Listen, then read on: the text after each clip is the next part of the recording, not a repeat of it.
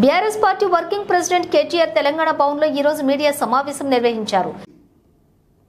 ఈ రాష్ట్ర ప్రభుత్వ నిర్వాహకం వల్ల ఈ రాష్ట్ర ప్రభుత్వ పర్యవేక్షణ లోపం వల్ల మన రాష్ట్ర ప్రజలకు ముఖ్యంగా హైదరాబాద్ మహానగర ప్రజలకు జరిగిన ఒక తీరని నష్టం మీ అందరి దృష్టికి ప్రజల దృష్టికి తీసుకురావాలన్న ఉద్దేశంతో ఇవాళ ఈ సమావేశం నిర్వహించడం జరుగుతూ ఉంది. నిన్న మొన్న పత్రికలన్నీ కూడా చాలా వివరంగా రాశాయి. నీట మునిగిన సుంకిశాల పంప్ హౌస్ అని, తర్వాత చాలా వివరంగా ఒకటి కాదు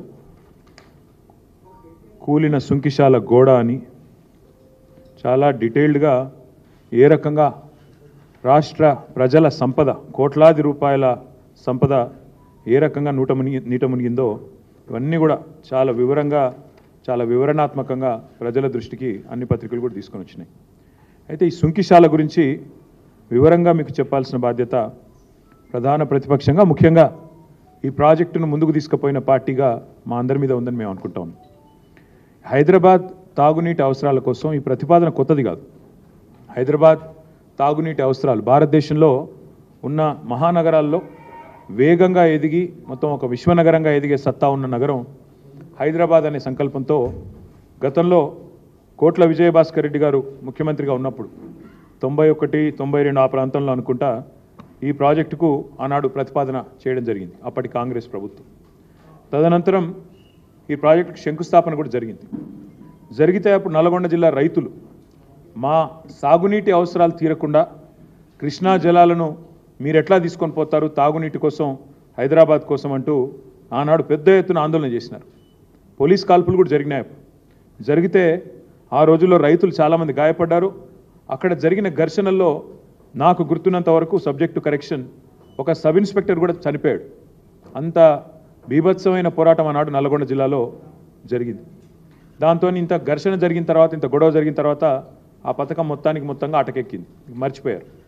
తర్వాత మళ్ళీ చంద్రబాబు నాయుడు గారు ముఖ్యమంత్రిగా ఉన్నప్పుడు ఏఎంఆర్పి అనే ప్రాజెక్టును పూర్తి చేశారు. ఎలిమినేటి మాధవరెడ్డి గారి పేరు మీద ప్రాజెక్టు పెట్టి దాన్ని పూర్తి చేసినప్పుడు మళ్ళీ తాగునీరు హైదరాబాద్కి ఇవ్వాలి సుంకిశాల నుండి అనే ప్రతిపాదన మళ్ళీ మీదకి వచ్చింది. అంటే ఒకవైపు రైతులకు సాగునీరు ఇస్తూనే మరొక వైపు హైదరాబాద్కు తాగునీరు ఇవ్వాలి అనే ఆలోచనతో ఆనాడు రైతులను ఒప్పించి మరి 2001-3 ప్రాంతంలో చంద్రబాబు నాయుడు గారి ప్రభుత్వం మొదటి దశగా 90 మిలియన్ గ్యాలన్ల మంచినీళ్ళను హైదరాబాద్ 90 MGD తరలించే విధంగా ఆనాడు పథకాన్ని మొదటి దశ పూర్తి చేయడం జరిగింది.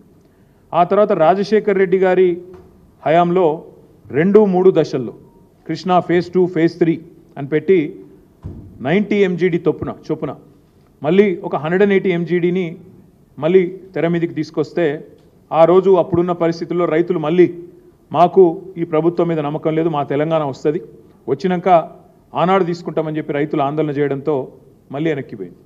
ఆ తర్వాత హైదరాబాద్ మహానగరం విస్తరిస్తూనే ఉంది గత దశాబ్దాలుగా. ముఖ్యంగా గత దశాబ్దంలో అయితే బ్రహ్మాండంగా విస్తరించింది. హైదరాబాద్ పెరుగుతున్న నీటి అవసరాలు తాగునీటి అవసరాలను దృష్టిలో పెట్టుకొని పెద్దలు కేసీఆర్ గారు మరి ఒకవైపు వాయువేగంతో సాగునీటి ప్రాజెక్టులు కడుతూ రైతుల్లో ఒక విశ్వాసాన్ని నింపి కృష్ణానది మీద అటు పైన మనకు తుమ్మిళ్ళ కావచ్చు, ఇంకా ఇతర పథకాలు కావచ్చు, అదేవిధంగా పెండింగ్లో ఉన్న కల్వకుర్తి, నెట్టెంపాడు, భీమా ప్రాజెక్టులన్నింటినీ వాయువేగంతో పూర్తి చేయడం కావచ్చు, అదేవిధంగా మళ్ళీ సీతారామ లాంటి ప్రాజెక్టు ఖమ్మం జిల్లాలో కావచ్చు, అదేవిధంగా కాళేశ్వరం కావచ్చు, ఇవన్నీ ఏకకాలంలో తీసుకోవడంతో రాష్ట్రంలోని రైతుల్లో కాన్ఫిడెన్స్ వచ్చింది.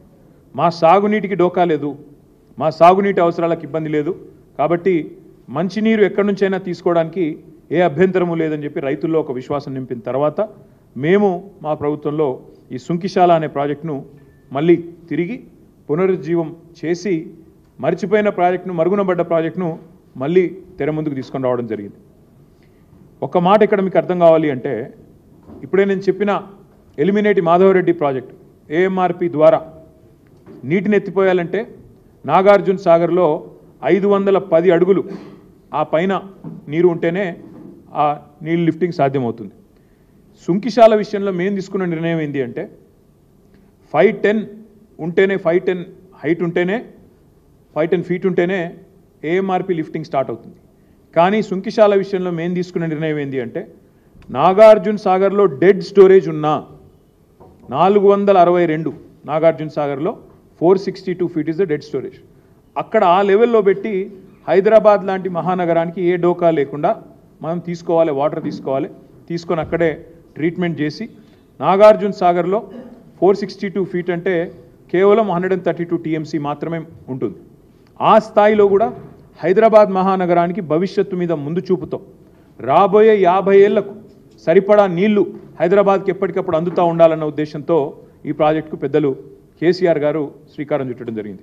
ఆ రోజు మంత్రులుగా గౌరవనీయులైన పెద్దలు మహమూద్ అలీ గారు కానీ, సబితక్క కానీ, తలసాని గారు కానీ, అదేవిధంగా నేను మున్సిపల్ మంత్రిగా ఆనాడు మా గౌరవ శాసనసభ్యులు హైదరాబాద్ రంగారెడ్డి వాళ్ళందరం కూడా ఆనాడు స్వయంగా సుంకిశాల దాకా పోయి అక్కడే ఫౌండేషన్ కార్యక్రమం ఆనాడు ముఖ్యమంత్రి గారి ఆదేశంతో వేసి ఈ 2 ముఖ్యమైన జిల్లాలకు సంబంధించి నల్గొండ జిల్లా వాళ్ళు మొత్తం కూడా శాసనసభ్యులు అదేవిధంగా మంత్రి గారు అందరం కూడా కలిసి నల్గొండ, రంగారెడ్డి, హైదరాబాద్, ఎందుకంటే ఇది హైదరాబాద్కి మాత్రమే మంచినీరు కాదు, ఎన్ రూట్ ఉండే విలేజెస్కి అదేవిధంగా పారిశ్రామిక అవసరాలకి అన్నింటికి సంబంధించిన ప్రాజెక్ట్ కాబట్టి రాబోయే 50 ఏళ్ల పాటు హైదరాబాద్ మంచినీళ్ళ అవసరాలు తీర్చే ప్రాజెక్ట్ కాబట్టి దీనికి అంతటి ప్రాముఖ్యతనిస్తూ మేము తాగునీటికి ఎలాంటి డోకా లేకుండా ఈ పథకానికి రూపకల్పన చేయడమే కాకుండా శరవేగంగా ముందుకు తీసుకొని పోయే ప్రయత్నం చేసినాం. ఇక్కడ ఇంపార్టెంట్ పాయింట్ ఏంటి అంటే మనం ఈరోజు కనుక చూసినట్టయితే ఈ మొత్తంగా నగరం కోసం మన హైదరాబాద్ మహానగరం కోసం ఏర్పాటు చేసిన ఈ పథకంలో 3 పైప్ లైన్ల ద్వారా సుంకిశాల నుంచి కోదండాపూర్ వరకు 3 ప్యారలల్ పైప్ లైన్స్ నిర్మాణం జరుగుతుంది. అక్కడి నుంచి మరి ఎత్తిపోసి, ఎందుకంటే కింది నుంచి లిఫ్టింగ్ కాబట్టి ఎత్తిపోసి అల్టిమేట్గా రా వాటర్ తీసుకొచ్చి కోదండాపూర్, అక్కడ దాకా నసర్లపల్లి, గున్గల్, సాహెబ్ నగర్ అక్కడంతా ట్రీట్మెంట్ ప్లాంట్స్ కట్టిన తర్వాత అక్కడ నుంచి హైదరాబాద్కి పంపు చేస్తూ ఉంటాం. అంటే హైదరాబాద్ ఇది ఎలాంటి ప్రాజెక్ట్ అంటే కృష్ణానదికి ఒక 3-4 ఏండ్లు వరద రాకపోయినా మనం డెడ్ స్టోరేజ్ నుంచి కూడా నీళ్లు తీసుకునే విధంగా హైదరాబాద్ మహానగరానికి ముఖ్యంగా ఇక్కడ ప్రజల తాగునీటి అవసరాలకు డోకా లేకుండా అక్కడి నుంచి నీళ్ళు తెచ్చాం. ఆనాడు కేసీఆర్ గారి విజన్ ఏంటంటే కృష్ణా నీళ్లు తేవాలి, ఇటు ఎల్లంపల్లి నుంచి గోదావరి నీళ్ళు తేవాలి, తదనంతరం మల్లన్న సాగర్ నుంచి తీసుకొని ఓఆర్ఆర్ చుట్టూ ఒక రింగ్ మెయిన్ నిర్మాణం చేసి కృష్ణా నీళ్ళ గోదావరి నీళ్ళ అని కాదు, ఒక సీజన్లో గోదావరి పరివాహక ప్రాంతంలో వర్షాలు పడవచ్చు, ఇంకో సీజన్లో కృష్ణలో పడవచ్చు, 2-3 ఏళ్ళు పడకపోవచ్చు ఒక సైడ్, అయినప్పటికీ నీళ్లు ఎక్కడ దొరికినా మొత్తం రింగ్ మెయిన్ అంటూ కంప్లీట్ చేసి రింగ్ రోడ్ చుట్టూ దాని నుంచి మొత్తం మహానగరానికి సరిపడా నీళ్ళు ఇవ్వాలన్న ఉద్దేశంతో రింగ్ మెయిన్ ప్రాజెక్టుకు కూడా ఆనాడే శ్రీకారం చుట్టడం జరిగింది. అందులో మేము పాక్షికంగా దాదాపు 42 కిలోమీటర్ల రింగ్ మెయిన్ కూడా మేము పూర్తి చేయడం జరిగింది. కాబట్టి ఈ ప్రభుత్వానికి, ఇప్పుడున్న ఈ ప్రభుత్వానికి, కాంగ్రెస్ ప్రభుత్వానికి ఈ విషయాలు ఏం తెలియదు. వాళ్ళు ఈరోజు మీరు దేశం మొత్తం చూస్తే కూడా ఢిల్లీ కానీ, బాంబే కానీ, బెంగళూరు కానీ, చెన్నై కానీ అంతటా కూడా మీకు వాటర్ ట్యాంకర్ల మీద పోరాటాలు, వాటి కోసం నీళ్ళ కోసం ప్రజలు అల్లాడిపోవడం ఇవన్నీ దేశంలోని ప్రతి నగరంలో కనబడతాయి. అది మన హైదరాబాద్లో, ఢిల్లీలో భయంకరమైన పోరాటం. సరిగ్గా దేశ రాజధాని నరేంద్ర మోడీ గారు ఎక్కడైతే కొలువు తీరున్నారో అక్కడే ఇవాళ నీటి కోసం యుద్ధాలు కూడా మనం చూస్తూ ఉన్నాం. కానీ హైదరాబాద్లో మాత్రం కేసీఆర్ గారి ముందు చూపు, గతంలో పనిచేసిన రాజశేఖర రెడ్డి గారు, చంద్రబాబు నాయుడు గారు వారు కూడా ప్రయత్నం చేశారు, నేను చేయలేదు అన్నాను. వారి ప్రయత్నాలు తర్వాత మా ప్రభుత్వం వచ్చిన తర్వాత వేగవంతం చేయడంతో ఇవాళ హైదరాబాద్కి ఆ అవస్థ లేదు. ఎందుకు తీసుకున్నాం సుంకిశాల, ఎందుకు తీసుకున్నాం మళ్ళీ అంటే కేవలం ఒకే కారణం, 50 ఏళ్ల వరకు హైదరాబాద్ తాగునీటి అవసరాలకు ఇబ్బంది కాకూడదు. హైదరాబాద్ విశ్వనగరంగా ఎదగాలనే గౌరవ పెద్దలు కేసీఆర్ గారు ఆలోచన ఎట్లయితుందో దానికి అనుగుణంగా ఈ ప్రాజెక్ట్ చేపట్టిన తర్వాత 2250 కోట్ల రూపాయల మరి అనుమతులు ఇచ్చి చాలా వేగంగా మేము ప్రాజెక్ట్ పనులు టేకాఫ్ చేసినాం. ఏ పని చేసినా కేసీఆర్ ప్రభుత్వంలో డెఫినెట్గా చాలా వేగంగా చేశాం. నిన్నగాక మొన్న బట్టి విక్రమార్క గారు గొప్పలు చెప్పుకున్నారు, సీతారామ ప్రాజెక్టు గురించి ఏదో డబ్బా కొట్టారు. ఆ సీతారామ ప్రాజెక్టు ప్రారంభించింది, పూర్తి చేసింది కూడా కేసీఆర్ ప్రభుత్వమే.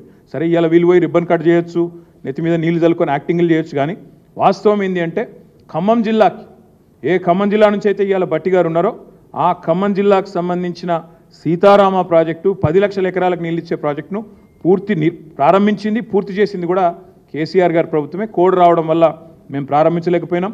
మీరు రేపో ఎల్లుండో నెత్తి మీద నీళ్ళు జల్లుకొని మీరు యాక్టింగ్ చేయొచ్చు, పరవశించినట్టు నటించవచ్చు, తుమ్మల గారు మట్టిని ముద్దాడొచ్చు, కానీ వాస్తవాలు వాస్తవాలే. ప్రజలకి విషయాలన్నీ కూడా తెలుసు. ఇది ఎందుకు చెప్తా ఉన్నానంటే సీతారామ కానీ, కాళేశ్వరం కానీ, పాలమూరు ఎత్తిపోతల పథకం కానీ, కల్వకుర్తి నెట్టెంపాడు భీమా పెండింగ్లో ఉన్న ప్రాజెక్టులు కానీ వీటన్నిటిని వాయువేగంతో తీసుకొని పోయినట్టే సుంకిశాలను కూడా వేగంగా నిర్మాణం చేశాం. టన్నల్స్ పూర్తి చేసినాం. 82 మీటర్ల లోతులో పంప్ హౌస్ నిర్మాణం కూడా చేపట్టాం. విద్యుత్ పనులు కూడా చాలా వేగంగా జరిగింది. మోటార్ ఫిట్టింగ్ పనులు జరుగుతూ ఉండే. మా ప్రభుత్వం దిగిపోయిన నాడు మోటార్ ఫిట్టింగ్ పనులు జరుగుతూ ఉండే. కేవలం పోయిన సమ్మర్ అంటే మొన్న మార్చ్ ఏప్రిల్ నాటికే మా ఎజెండా ఏముండే అంటే మళ్ళీ మా గవర్నమెంట్ వచ్చిన తర్వాత మార్చ్ ఏప్రిల్ నాటికి అంటే ఎండాకాలం నాటికి హైదరాబాద్కి ఈ పనులన్నీ పూర్తి చేసి అందించాలన్న ఉద్దేశంతో చాలా వేగంగా 2024 సమ్మర్ కల్లా పూర్తి చేయాలనే లక్ష్యంతో ముందుకు పోయినాం. సరే, మా ప్రభుత్వం డిసెంబర్లో దిగిపోయింది. ఇక దిగిపోయిన తర్వాత గత డిసెంబర్ నుంచి మొన్నటి దాకా దాదాపు ఒక 2 నెలల దాకా పనులు మొత్తం ఎక్కడికక్కడ స్తంభించిపోయినాయి. మున్సిపల్ డిపార్ట్మెంట్లో పాలన పడకేసింది, పర్యవేక్షణ కొరవడింది. వారు కనీసం ఎన్నడూ కూడా ఈ విషయాన్ని ఈ ప్రాజెక్టును సమీక్షించిన పరిస్థితి కూడా లేదు. ముఖ్యంగా ఏ ఎండాకాలంలో అయితే హైదరాబాద్ ప్రజలకు తాగునీటి ఇబ్బంది ఉండకూడదు అనుకున్నామో, ఏ ఉద్దేశంతోనైతే వేగంగా పూర్తి చేయాలనుకున్నామో ఆ ఉద్దేశమే వీళ్ళు మర్చిపోయారు. ఆనాడు మా ప్రభుత్వం ఉన్నప్పుడు వేగంగా చేసినాం. వీళ్ళు లేటుగా మేల్కొన్నారు. మొన్న ఒక 2-3 నెలల కింద మేల్కొని హైదరాబాద్లో మన తాగునీటి కోసం బాగా గోసైంది. ఎండాకాలంలో ట్యాంకర్లు వచ్చినాయి. మళ్ళీ ట్యాంకర్లు బుక్ చేసుకోమని స్వయంగా ముఖ్యమంత్రి గారు 2000 రూపాయలకే ట్యాంకర్ అందిస్తామని బంపర్ ఆఫర్ ఇవ్వడం, ఇవన్నీ చూసిన తర్వాత బాగా విమర్శలు వచ్చినాయి ప్రభుత్వం మీద.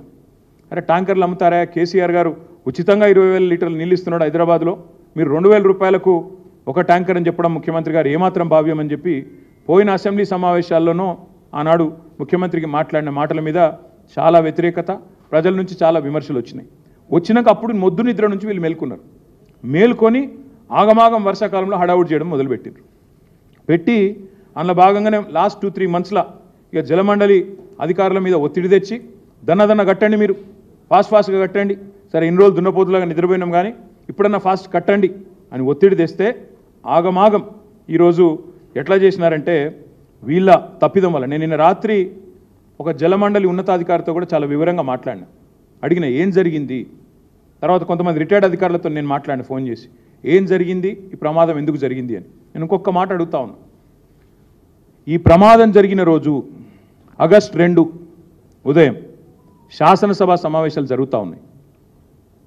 శాసనసభ సమావేశాలు జరుగుతున్నప్పుడు ఏ విపత్తు సంభవించినా, ఏ ఇబ్బంది తలెత్తినా, ఏ ప్రమాదం జరిగినా వెంటనే శాసనసభ సమావేశాల్లోనే సభ్యులందరికీ తెలియజేసే విధంగా, రాష్ట్ర ప్రజలందరికీ తెలియజేసే విధంగా ప్రభుత్వం ప్రకటన ఇవ్వాల్సి ఉంటుంది. అది ప్రభుత్వం బాధ్యత, సాంప్రదాయం. ఏ విపత్తు అయినా, ఏ మంచి వార్త అయినా. ఎట్లయితే మన ఎస్సీ కేటగరైజేషన్ మీద ఒక సుప్రీంకోర్టు తీర్పు రాగానే వచ్చి దనదన స్వీట్లు పంచుకొని కొద్దిగా హడావుడి చేసినరో, అదే పద్ధతిలో మంచి వార్త వస్తే శాసనసభలోనే ప్రకటించాలా. అదేవిధంగా ఏదైనా విపత్తు సంభవించినా, ఏదైనా ఇబ్బంది తలెత్తినా వెంటనే, ముఖ్యంగా ఈ స్థాయి ఇబ్బంది తలెత్తితే శాసనసభ సమావేశాల్లోనే ప్రభుత్వం వెంటనే ఆ రోజు స్టేట్మెంట్ ఇవ్వాలి. ఈ ఇన్సిడెంట్ అయింది 2 ఆగస్టు ఉదయం. ఆ రోజు శాసనసభ నడిచింది. అప్రాప్రియేషన్ బిల్ అయిపోయింది, ఇంకా గవర్నమెంట్ బిజినెస్ ఏదో నడుస్తూ ఉంది. నేను అడుగుతా ఉన్నా ఈ ప్రభుత్వాన్ని, ఆ రోజు ఈ విపత్తు సంభవించిన విషయం మీకు తెలియదా, లేదా తెలిసి దాచినరా? శాసనసభ సమావేశాలు జరుగుతున్నాయి కాబట్టి గవర్నమెంట్ బద్నామవుతుందని కావాలని తొక్కిపెట్టినరా? లేదా అసలు మీకు తెలియని కూడా తెలియదా? ఖబర్ కూడా లేదా? ఖబర్ కూడా లేదు అనుకుంటే అంతకంటే సిగ్గుచేయడం కోట్లేదు. మరి రాష్ట్రంలోని మున్సిపల్ శాఖ ఏం చేస్తున్నట్టు, ఎవరి ఆధ్వర్యంలోనైతే పనులు జరుగుతున్నాయో హెచ్ఎండబ్ల్యూఎస్ వాళ్ళేం చేస్తున్నట్టు, రాష్ట్రంలోని నిఘా వ్యవస్థ ఏం చేస్తున్నట్టు, మీ గూఢచారి సంస్థలు ఏం చేస్తున్నట్టు, అసలు మీకు ఖబర్ లేదనుకుంటే సిగ్గుచేటు. మీకు తెలవాల, ముఖ్యమంత్రికి, రాష్ట్ర ప్రభుత్వానికి సంఘటన జరిగిన క్షణాల్లోనే సమాచారం రావాలా. ఇంత పెద్ద సంఘటన జరిగి కోట్ల రూపాయల ప్రజాధనం నష్టమైతే తెలియదు అంటే సిగ్గుచేటు. తెలుసు అంటే 100% నేను ఆరోపిస్తా ఉన్నా. మీకు తెలుసు, ముమ్మాటికి తెలుసు, పక్కా తెలుసు మీకు. కానీ మీరు వారం రోజులు దాచిపెట్టారు. వారం రోజులు దాచిపెట్టి గోప్యత మెయింటైన్ చేయాల్సిన అవసరం ఏమొచ్చింది? ఇది మీ తప్పని మీకు తెలుసు, మీరు చేసింది తప్పని తెలుసు, ఇది మీ నిర్వాహకం వల్ల, మీరు ఆగమాగం చేయడం వల్ల జరిగిందని తెలుసు. ఇంజనీర్లు చెప్తా ఉన్నారు, వద్దనంగా ఆగమాగం పనులు స్టార్ట్ చేసి వద్దనంగా గేట్లు బిగించారు సార్. ఫుల్ ఫ్లో వస్తుంది, వరద వస్తుంది అని చెబితే వినకుండా ఇవాళ తొందరగా పూర్తి చేయాలని చెప్పి మాకు ఆదేశాలు పైనుండి వచ్చినాయి. ఏవైతే పంప్ హౌస్లో పనులు పూర్తయి మోటార్ల బిగింపు జరిగే వరకు టన్నలు, అదేవిధంగా ఈ రిటైనింగ్ వాల్ ఏదైతే కట్టినారో వాటిని గేట్లు అమర్చే క్రమంలో ఆ టన్నల్కి మీరు వరద కాలంలో పెట్టకుండా కొద్ది కాలం తర్వాత పెడదామని అధికారులు చెప్పినా వినకుండా ఈరోజు హడావుడిగా గేట్లు అమర్చడం వల్ల ఈ నష్టం జరిగింది. మొత్తం ఆ వీడియోలో మీకు చూపెడదాం అనుకున్న వీడియో కూడా మీరు అందరు చూసే ఉంటారు. సోషల్ మీడియాలో ఇప్పటికే విస్తృతంగా తిరుగుతూ ఉంది ఆ వీడియో.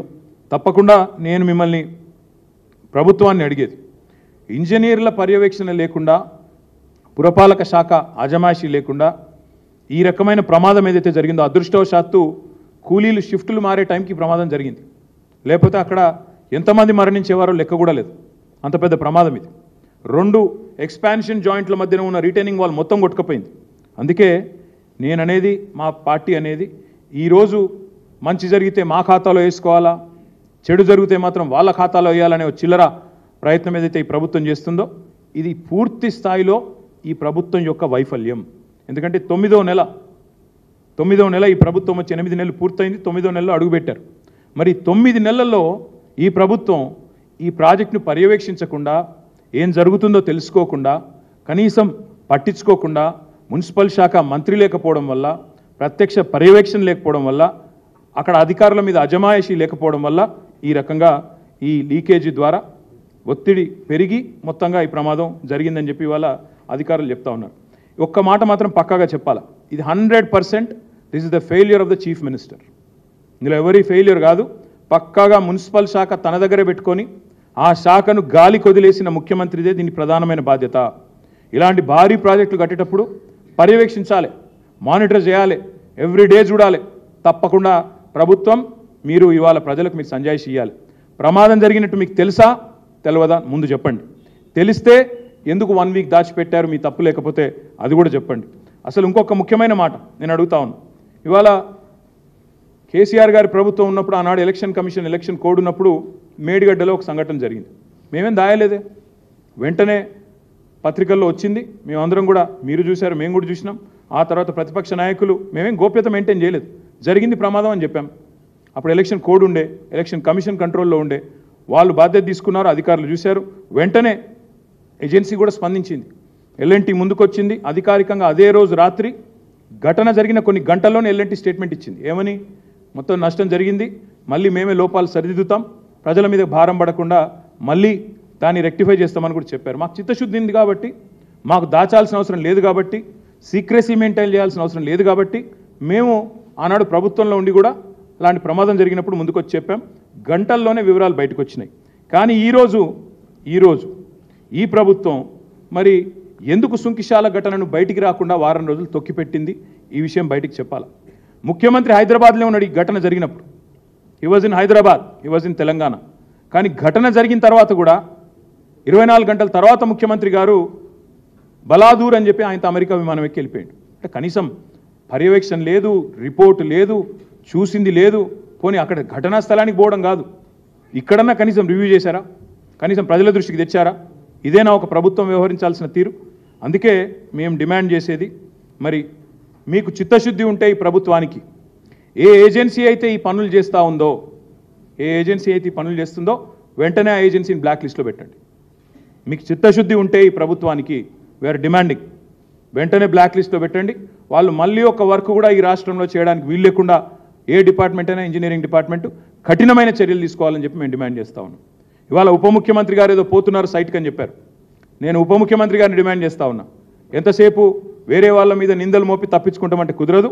మీ ప్రభుత్వానికి చిత్తశుద్ధి ఉంటే 9 నెలలు ఈ ప్రాజెక్ట్ని ఎందుకు పక్కకు వారేసిండ్రు, ఎందుకు ప్రమాదం జరిగితే వారం రోజులు దాచిపెట్టినరు, ఎందుకు సోషల్ మీడియా ద్వారా బయటకు వచ్చిన తర్వాత ఎందుకు మీ ప్రభుత్వం ఇవాళ దిద్దుబాటు చర్యల్లో భాగంగా కేసీఆర్ ప్రభుత్వం మీద నిందలేస్తున్నదో చెప్పాలి. నిజంగానే ముఖ్యమంత్రికి తెలియకపోతే అది కూడా చెప్తా ఉన్నాను. నిజంగానే ముఖ్యమంత్రికి తెలియదు ఈరోజు వరకు అనుకుంటే, నిన్నటిదాకా సోషల్ మీడియాలో వచ్చేదాకా అనుకుంటే, మరి ఈయనకు పరిపాలన మీద పట్టుందా? ఆయన డిపార్ట్మెంట్లో తాను పరిపాలిస్తున్న రాష్ట్రంలో ఇంత పెద్ద సంఘటన జరిగితే ముఖ్యమంత్రికి తెలియదు అని కనుక ఉప ముఖ్యమంత్రి చెప్తే అంతకంటే సిగ్గుచేటు ఉంటుందా ఆలోచించండి. ఒకవేళ తెలిసి కూడా 24 గంటలు సమీక్ష చేయకుండా పట్టించుకోకుండా ముఖ్యమంత్రి విమానం ఎక్కి వెళ్ళిపోయిందంటే అంతకంటే బాధ్యతారాహిత్యం ఉంటుందని నేను అడుగుతా ఉన్నాను. ఈ ప్రాజెక్టు పనుల్లో పర్యవేక్షణ వైఫల్యం, జవాబుదారీతనం లేకపోవడం, మళ్ళీ మీదికెళ్ళి మా మీద దాడి, చిల్లర విమర్శలు, లేకి మాటలు. ఈ ఎట్లుందంటే వీళ్ళ కథ మంచి జరుగుతూనేమో వాళ్ళ ఖాతాలకు. కేసీఆర్ ప్రభుత్వం నోటిఫికేషన్లు ఇస్తుంది, కేసీఆర్ ప్రభుత్వం పరీక్ష పెడుతుంది, కేవలం కాయిదాలు ఇచ్చే పని మాత్రం మిగిలిపోయింది. కోర్టు అడ్డం వచ్చింది, ఏదో కోర్టులో స్టే వస్తే ఆగిపోయింది. ఆ ఉద్యోగాలేమో నేను ఇచ్చినా అని చెప్పి డబ్బా కొట్టుకుంటారు. మేమిచ్చిన ఉద్యోగాలను బడ్జెట్లో స్పీచ్లు కొడతారు. కానీ ఈ ప్రాజెక్టు మాత్రం ఇవాళ ఏదో చిన్న సంఘటన జరిగింది, ప్రాజెక్టులో జరుగుతుంటాయి.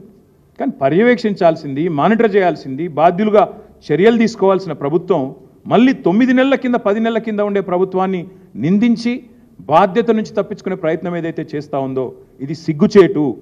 ఉప ముఖ్యమంత్రి గారు కూడా నేను డిమాండ్ చేస్తూ ఉన్నా, మీరు వెంటనే చర్య తీసుకోండి. మీకు చిత్తశుద్ధి ఉంటే మళ్ళీ అడుగుతా ఉన్నా, ఏ ఏజెన్సీ అయితే ఈ పనులు చేస్తుందో వెంటనే ఈరోజే ఉప ముఖ్యమంత్రి గారు మీరు ప్రకటించండి. సుంకిశాలలో ఈ ఏజెన్సీని బ్లాక్ లిస్ట్ చేస్తున్నాం. ఇంకో డిపార్ట్మెంటల్ ఎంక్వైరీ అన్నారు, నో. కాళేశ్వరంలో జరిగితే, మేడిగడ్డ జరిగితే ఎన్డీఎస్ఏ వస్తుంది, ఆగమేఘాల మీద కేంద్ర సంస్థలన్నీ ఉరికొస్తాయి. మరి ఇక్కడ ఎందుకు రావట్లేదండి? ఇది కాంగ్రెసు పైన ఉన్న వాళ్ళు, ఢిల్లీలో ఉండే బీజేపీ ప్రభుత్వం కుమ్మక్కని మేము అనుకోవడానికి వీల్లేదా? మేడిగడ్డలో మాత్రం ఆగమేఘాల మీద 24 గంటల్లో ఎన్డీఎస్ఏ వస్తుంది, 48 గంటల్లో రిపోర్ట్ వస్తుంది. ఆగమాగం ఏదో జరిగిపోయింది, ఏమో అయిపోయింది అని వీళ్ళు కూడబలుక్కొని మాట్లాడతారు. ఇవాళ ఎందుకంటే ఒక్క బీజేపీ నాయకుడు మాట్లాడతలేడు? ఎందుకు ఒక్క కేంద్ర సంస్థ ముందుకు వస్తలేదు ఎంక్వైరీకి? తప్పకుండా ఇది ప్రజలు ఆలోచించాలి. కాబట్టి నేను రాష్ట్ర ప్రజలకు కూడా చేసే విజ్ఞప్తి, ఇందులో పారదర్శకంగా నిజాలు బయటికి రావాలి అంటే ఒక జ్యుడిషియల్ ఎంక్వైరీ వేయండి. సిట్టింగ్ జడ్జితోనే వేయండి, లేదా రిటైర్డ్ జడ్జితోనే వేయండి. ఎవరి తప్పేందో అప్పటిదాకా ఆ సంస్థను బ్లాక్ లిస్ట్లో పెట్టండి. ఏ సంస్థ అయితే నిర్మాణ పనులు చేస్తుందో మీకు చిత్తశుద్ధి ఉంటే ఉప ముఖ్యమంత్రి గారు ఈరోజు సంఘటనా స్థలంలోనే ప్రకటించాలని నేను డిమాండ్ చేస్తా ఉన్నా. బాధ్యులను సస్పెండ్ చేయండి. ముఖ్యమంత్రి ఎవరైతే ఇవాళ పురపాలక శాఖ నిర్వహిస్తున్నాడో మరి ఆయన చాతగాంతనం, ఆయన అసమర్థత, ఆయన ఫెయిల్యూర్ మొత్తం ప్రజలకు కొట్టొచ్చినట్టు కనబడతా ఉంది. ముఖ్యమంత్రి గారు కూడా బాధ్యత తీసుకోవాలా. తప్పకుండా ముందుకు వచ్చి వారు కూడా వెంటనే స్పందించాలని చెప్పి కూడా నేను డిమాండ్ చేస్తూ, ఈ విషయంలో బీఆర్ఎస్ మీద నిందలేసి తప్పించుకునే ప్రయత్నం చేస్తే బట్టగాల్చి మీదేసి తప్పించుకుంటామంటే కుదరదు. ప్రజలకు అన్ని విషయాలు తెలుసు అనే మాట కూడా నేను వారికి విజ్ఞప్తి చేస్తాను.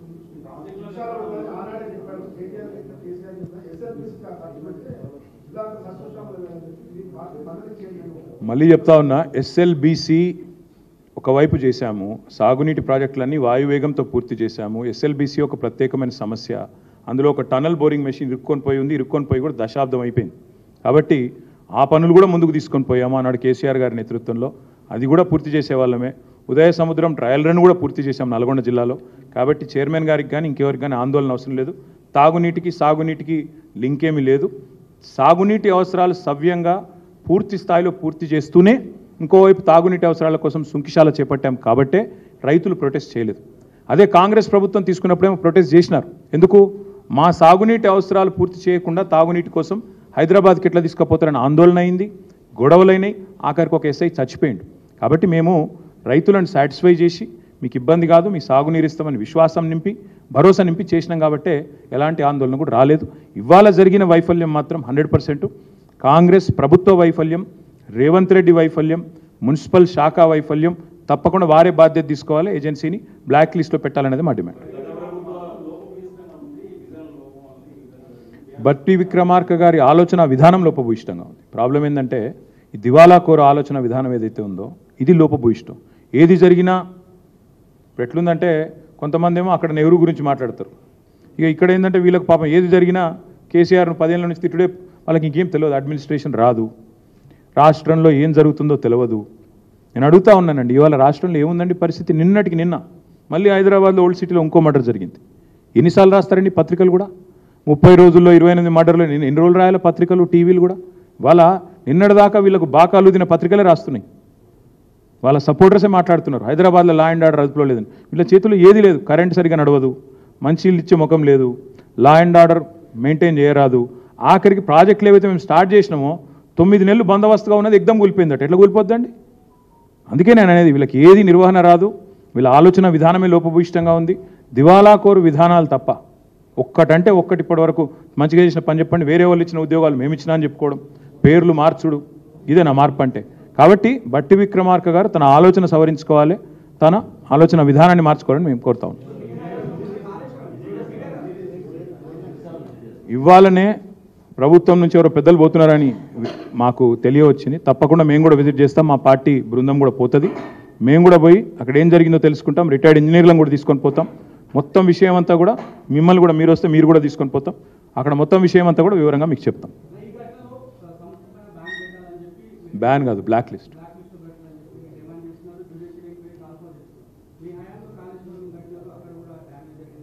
చేయమని వద్దన్నాము మేము, చేస్తూనే ఉన్నారు కదా బ్రదర్. ఇప్పుడు సింపుల్ విషయం, మేడిగడ్డ మీద ఆల్రెడీ ఒక కమిషన్ వేసిండ్రు, వాళ్ళు ఏదో విచారణ చేస్తూనే ఉన్నారు, డిపార్ట్మెంటల్ ఎంక్వైరీ నడుస్తూనే ఉంది. మొన్న మేమందరం మేడిగడ్డకు పోయి వచ్చినాం. 10 లక్షల క్యూసెక్కులు పోతుంటే కూడా చెక్కు చెదరకుండా ఉంది. వీళ్ళు చేసిన ప్రచారం అంతా చిల్లర ప్రచారం అని తేలిపోయింది. ఎన్నికల్లో లాభం కోసం చిల్లర మాటలు మాట్లాడినరు. కాళేశ్వరం కొట్టుకపోయింది, 1,00,000 కోట్లు కొట్టుకపోయినాయని కేసీఆర్ మీద ఆరోపణలు అయితే చేసినరో అవంతా చిల్లర మాటలు, చిల్లర విమర్శలు అనేది మళ్ళొక్కసారి తేలిపోయింది. మీరు పోతానంటే మళ్ళీ రేపు ఎల్లుండి మళ్ళీ పోదామంటే పోదాం. 10 లక్షలు 12 లక్షల క్యూసెక్కులు పోతున్నా దివ్యంగా అది అట్లే మంచిగానే ఉంది. వీళ్ళు చేసిన ప్రచారమే దివాలాకోరు ప్రచారం అని తేలిపోయింది. ఇంకేం చెప్పాలి మీకు? ఇక నేను వాళ్ళ కాలమే సమాధానం చెప్తుంది కదా, ప్రకృతే సమాధానం చెప్తుంది వీళ్ళ చిల్లర మాటలకు.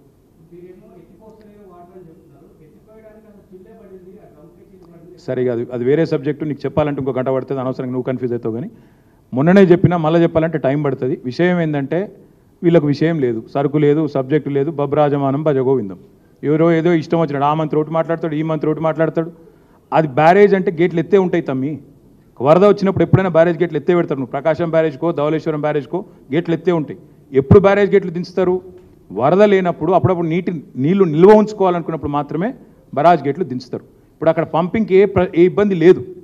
కన్నెపల్లి పంప్ హౌస్ ఏదైతుందో మేడిగడ్డ మీద 24 కిలోమీటర్ల మీద ఉంటుంది. 10 లక్షల క్యూసెక్కులలో కేవలం ఒక 0.4% అంటే జస్ట్ 40,000 క్యూసెక్స్ మనం ఒక చిన్న ఛానల్ ద్వారా అటు డైవర్ట్ చేయగలిగితే ఇవాళ కన్నెపల్లి పంప్ హౌస్ దివ్యంగా నడుపుకోవచ్చు. ఇది మీరు ఏ ఇంజనీర్ని అడిగినా చెప్తాడు. మేము పాపం అక్కడ పోయిన ఇంజనీర్ని అడిగినాం. వాళ్ళ ముఖంలో పాపం ఎట్లా ఎంత బాధ ఉందంటే, ఇంతమంది ప్రాజెక్ట్ని వీళ్ళు అనవసరంగా బద్నాం చేస్తున్నారు సార్, బయటికి చెప్తేనేమో మా ఉద్యోగాలు పోతాయి, కానీ కేవలం పొలిటికల్ డిసిషన్ సార్, ఈగో అడ్డం వస్తుంది ప్రభుత్వానికి. కాళేశ్వరం అంతెందుకు బ్రదర్, నేను అడుగుతున్నా. ఇలా రోజు వార్తలు వస్తున్నాయి, అన్నపూర్ణలోకి నీళ్లు, రంగనాయక సాగర్లకు నీళ్లు, మల్లన్న సాగర్లకు నీళ్లు, కొండపోచమ్మ సాగర్లకు నీళ్లు అని రోజు వార్తలు వస్తున్నాయి. ఇవాళ మరి కాళేశ్వరం ఫెయిల్ అయిపోయాయి, ఖతమే అయిపోయాయి, 1,00,000 కోట్లు వానేవాయా నీళ్ళల్లో, ఏడికెళ్ళి వస్తున్నాయి నీళ్ళు మరి కాళేశ్వరం లెక్కలు కాకపోతే. నేనేమంటున్నా, ఇది ఒక మూర్ఖపు ప్రభుత్వం. వీళ్ళకు ఒక మూర్ఖపు ప్రభుత్వం, ఒక అహంతో కూడుకున్న ముఖ్యమంత్రి. నిజాలు ఒప్పుకోవడానికి బేషజాలు అడ్డం వస్తున్నాయి వీళ్ళకి. నీళ్ల విషయంలో కేసీఆర్ ప్రభుత్వం సాధించిన విజయాలను ఓన్ చేసుకోవాలని ఒక కురుస మనస్తత్వం, చాలా కుత్సితమైన మనస్తత్వం. కాబట్టే ఇవాళ కేసీఆర్కి మంచి పేరు రావద్దు. కాళేశ్వరం కొట్టుకుపోయిందంటే కదా, మళ్ళీ ఇలా పంపులు చాలు చేసి నడిపితే మేము నిన్న మొన్నటి దాకా చేసిన ప్రచారం అంతా చిల్లర ప్రచారం అని ప్రజల పలసనైతం. ఇది వాళ్ళ భయం. పంపులు దివ్యంగా నడపవచ్చు, మేము చూసి వచ్చినాం.